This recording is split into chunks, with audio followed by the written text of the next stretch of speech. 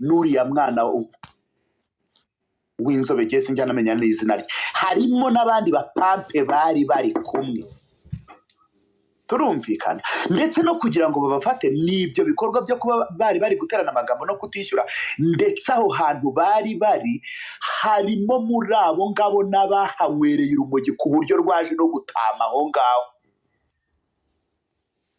bamutanabizi ruza no gutama nyuma baza gutangaza yuko bariya babiri babafite ariko ntibikuyeho yuko bose batafatiwe hamwe tubwizanye ukuri guca mu ziko ntigushye ahubwo keretse nibaza guhakana yuko uriya kavuyo watafashwe muri bo nitugendera ku itangazo ryasohotse nabwo ari uko bakomeje kubibazaho atariko niko bimeze abashuti babo bakomeza kubitsimba kandi twebwe ahantu bamwe baba bari abapampe baba bahari baba bagomba kuguha amakuru uri kumva uriya no kugira ngo aveyo nimushaka muna abana babwire n'imodoka agiye guparika naho yaparitse kugira ngo umwana w'umuhungu ave. Ikindi kibazo ni kibazo cya kabiri, kuba urubyiruko cyangwa ibyamamare byinshi, impamvu ndi kubivuga gutya ngiye mfite ibimenyetso, ababishaka babuze kubimbwira ko biraza kuraburiza abahanzi benshi kuko ngiye mfite evidence apana z'amagambo z'ibimenyetso, amavideo n'amafoto birahari. Hanyuma muze kumbwira habura iki cyangwa bigenda bite urumogi runyurahe rwinjira mu gihugu, runyurahe ibiyobyabwenge binyurahe. Shaka kwibutsa abantu ko ubu turi kuvugana ku makuru mfite byamaze kurenga urumogi na kokayini basigaye bayiteramo. Kokayini ifu y'umweru. So Oswaki muze kumfasha kuri ibi bintu bibiri, icya mbere urumogi bigenda bashingira kuki, bamwe bafunga abandi bakajyanwa muri rehab, icyo ni icya mbere. Icya kabiri urumogi runyurahe ko rumaze kuba rwinshi muraho. Ariko ngayo nguko Mike it's open, Jihad wiseka ibintu ndabizi kubizi, muze kudufasha, nimumara kudufasha ngo dufaza ndababwira uko ibintu bimeze. Ngayo nguko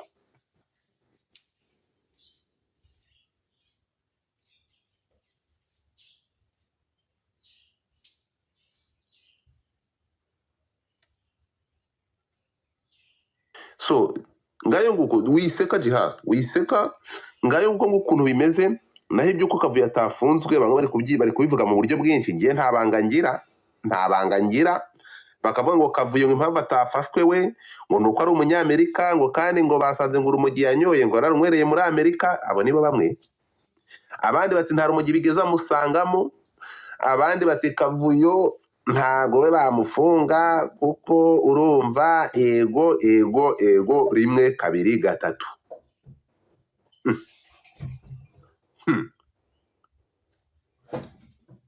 Uguka muzi abantu muri kuzamuka mugomba kuba mufite aho muhuriye n'imyidagaduro cyangwa muhuriye n'itangazamakuru. Umva Godfather, abantu muri kuzamuka ndababujije muzamuke muzi hari nk'abantu babashe hanga kwigaragaza. Ndakumva papa Oswakim.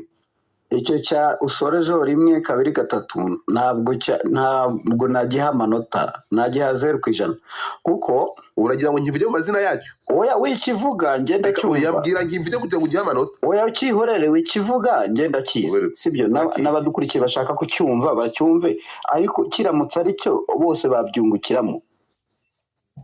ni icyo rimwe kabiri gatatu. Yego, kiramutse ari cyo, uramutse uri kumwe n'umuntu muri benshi, sibyo?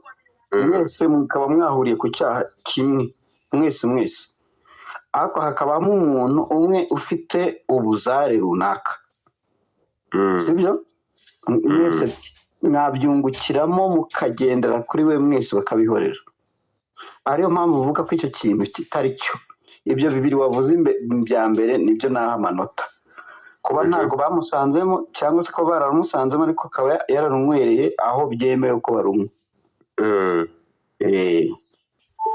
Kuba oh my god, so ukavuga ko urumogi yarumwereye oya ntabwo mbizi, ni options eshatu wowe ubwawe wazanye. Iya gatatu nkweretse yuko zivugwa, ariko abamurekuye bari abandi bakabatwara muri rehab nibo bazi ukuri. Ariko twebwe amagambo ari kugera ku mihanda aravuga ko kavuyo impamvu we yarekuwe ni izi ebyiri. noneho turagaruka Oswakimu urumva ko mfite ibibazo bibiri hano nako ibibazo mfite ni bitatu ariko ibishingiye muri bibiri ni ryari umuntu umwe sinzi niba wabyumvishe iki cya gatatu tureka nzi cyite ko wenda ari urugambo cyangwa ndashaka kwinjira tugashaka kumenya impamvu umwe yarekuwe ariko nabwo dufite amatsiko yo kubimenya kandi twibuke ko tuva kuri ibi byamamare abandi twibuke ko muri kariya kabari bafatiwe nk'abantu barenze 6 ntabwo bafashe abangaba gusa hafunzwe abantu barenze 6 ariko ibi byamamare kuko ngiye nivugira ku byamamare gusa nibo twajeho n'abasitare. My question is abagabo bashingira kuki bamwe babafunga abandi bakabareka ngo hari abajya muri rehab ujya ngibyo nubwo wambwiye Oswakimu uze kurambura iki kintu bize kudufasha ni ryari umuntu urukumbwira ngo borohereje ngo iperereza ku buryo umuntu yoreza iperereza se ntibiborohere bamwe bakisanga bagiye gufungwa abandi bakisanga bagiye muri rehab ntabwo ndi kubyumva ntabwo byumvikana abafunzwe ni bande muri abo batandatu nkuvugira urutonde rw'abafunzwe bose ibiyobyabwenge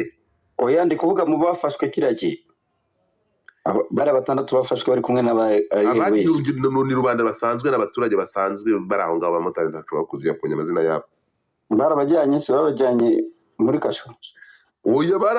bari bafungiwe erega iyi nkuru wowe ntabwo ushobora kuba maybe sinzi ugiye mwayimenyeye ariko reba aho hejuru inkuru nayikoze tariki 7 Oswakimu iyi nkuru tariki 7 nyikora nari maze kumenya amakuru ko abantu bari bafungiye muri station ya polisi Godiyare hari i Remera ntabwo nubwo nari nzi ko hariho polisi ya station ya polisi ariko amakuru yangeragaho harimo aba bahanzi 3 urabona ko tariki 7 z'uku kwezi na twitinze mvuga ko hari abahanzi 3 bafungiwe i Remera barimo Kavuyo barimo Babo harimo na Airways nibwo nari maze kumenya iyi nkuru bikavugwa ko bari bafunzwe kubera kubura amafaranga yo kwishyura mu kabari ariko ibintu byo details ntabwo nshaka kuzigarukamo ko habirengwa ibintu by'igitangaza ariko bigaragara ko babitewe no gukoresha ibiyobyabwenge gerageze wumve so polisi yari intervenye iraza irabayora irabatwara kimara kumenya ko bafunzwe inkuru narayikoze tariki 7 nk'uguru kubireba ko abantu ngerageje kubaza bamwe mubona ari kumenya bari kuma makuru ntago amakuru bayampereye igihe inkuru nyigenza gake ariko nayivuzeho abantu nkujya kuri TikTok inkuru narayivuze so Oswakimu amakuru nari mfite icyo gihe ntabwo mu kabari bafasha abahanzi 3 gusa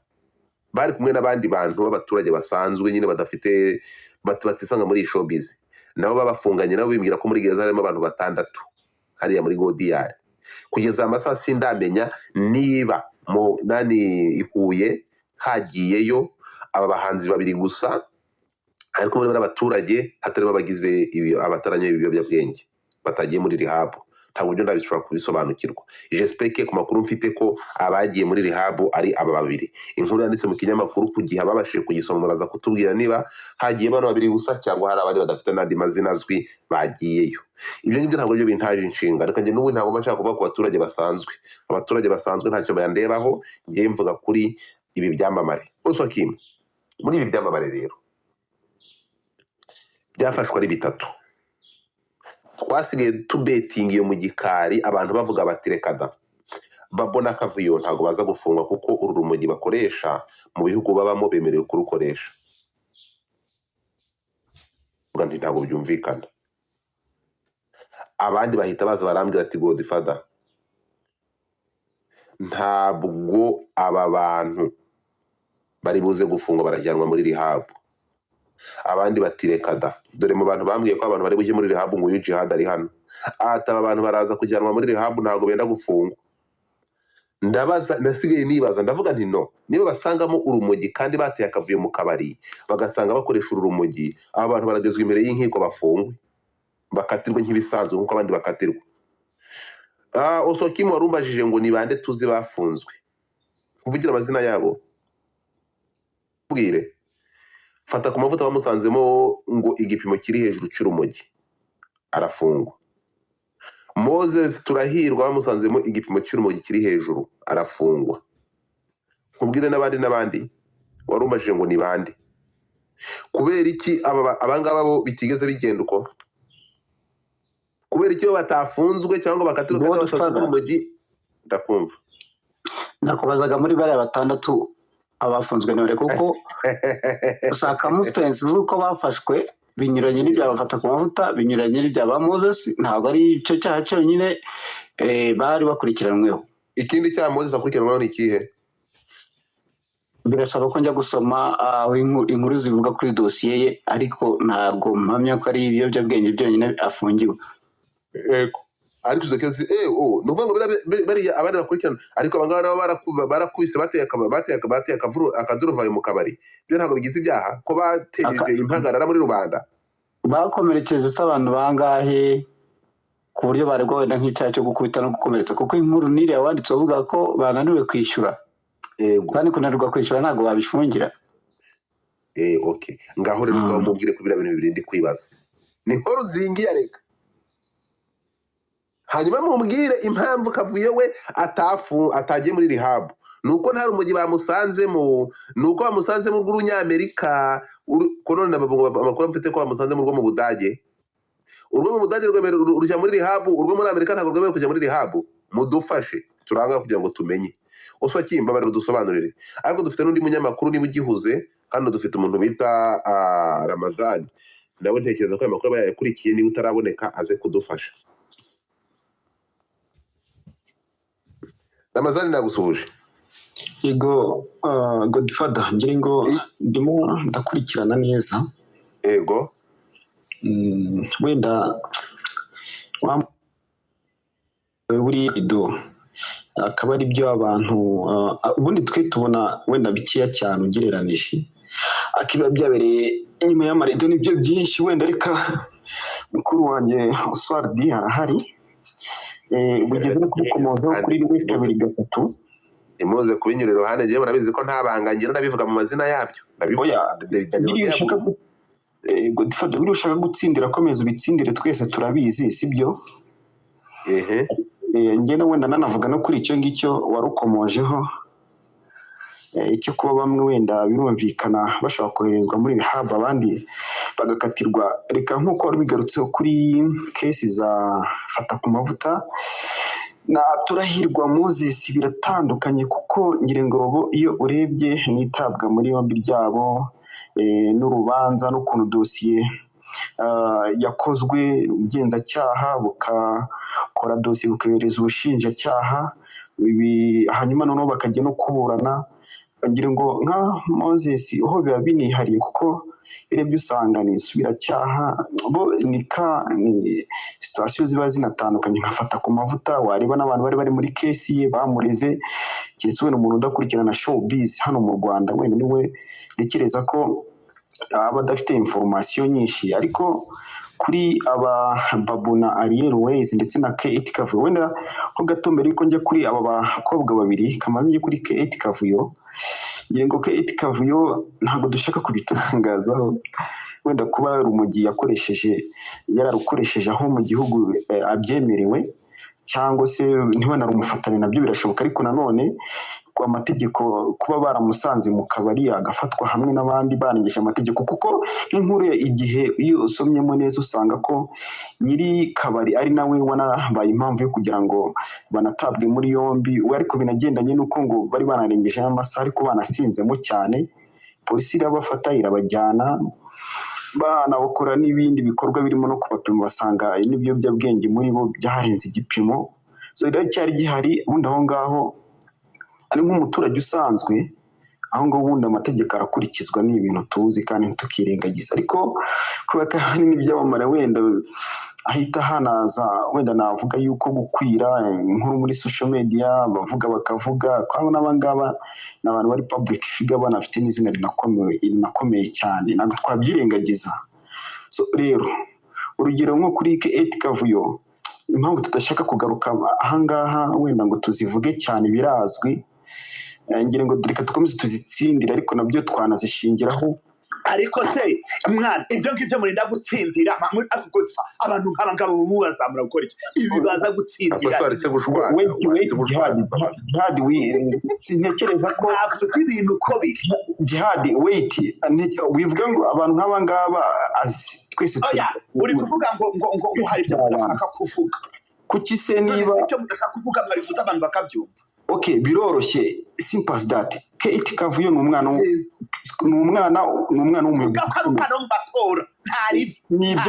nibyo ngibyo tuzi nibyo rwose kandi Oswald yarabigarutseho bibaye koko ari favor yo kuba ari umwana w'umuyobozi byose byagiraho ingaruka nziza kuri bari abantu ntibafungwe ahubwo bakajyanwa muri rehab koko niba tubyemeranwaho wenda niba numvishije neza sibyo. So rero Kate Kavuyo kandi yerega ikintu cyerega nacyo cya supporting cyasunika umuntu rega sibyo ari uburyo Kate Kavuyo ko katagiye muri rehab nuko batarumusanzemo hashingiwe nyine yes bafite ko baranapimye bagasanga wenda ibipimo byakoreshejwe ntabwo bimugaragaramo urumogi cyangwa se hakanagaragaramo ko yuko ubwo bamufataga habanje kubaho n'ibindi biganiro ibyo nakubwiraga biba byarabereye inyuma y'amarido bari ibintu byinshi cyane sibyo. So anyways rero aba bakobwa bo gutwara hano nta my friend hano nta marido ariko Godifar ayo marido muba muvuga ayo marido mwayavuye niba Kavuyo yarafashwe bigatangazwa ko yafashwe amwe urumogi ari kumwe na bagenzi be RIB ikaba yarabitangaje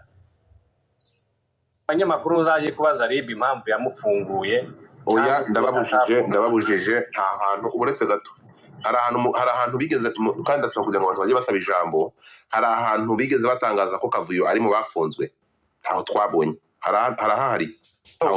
rero kuba biri gutangazo cyangwa biri kuganirwaho ko yaba atarafunzwe kandi iyo RIB itarigeze imufunga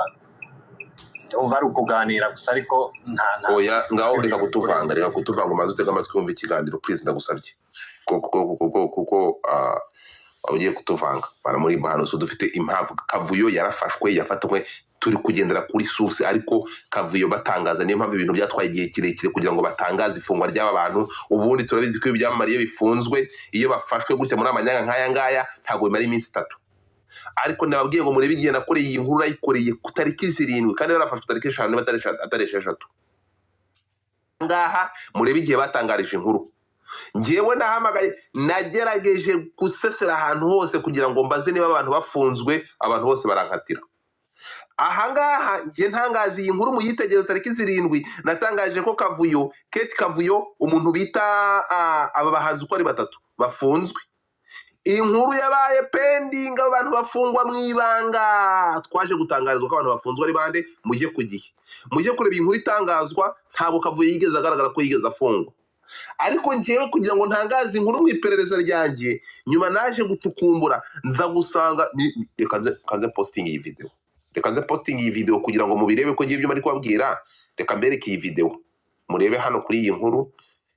byabaye ngombwa ko njya gushaka inkuru ya nyayo ko Kavuyo adafunzwe mwihangane gatoya where is it katse nyizane kambereke ntabwo ari ibintu biba byoroshye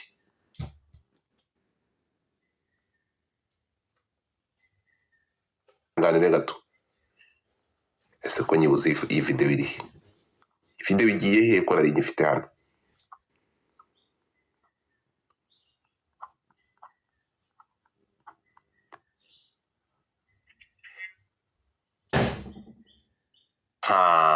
muretse gato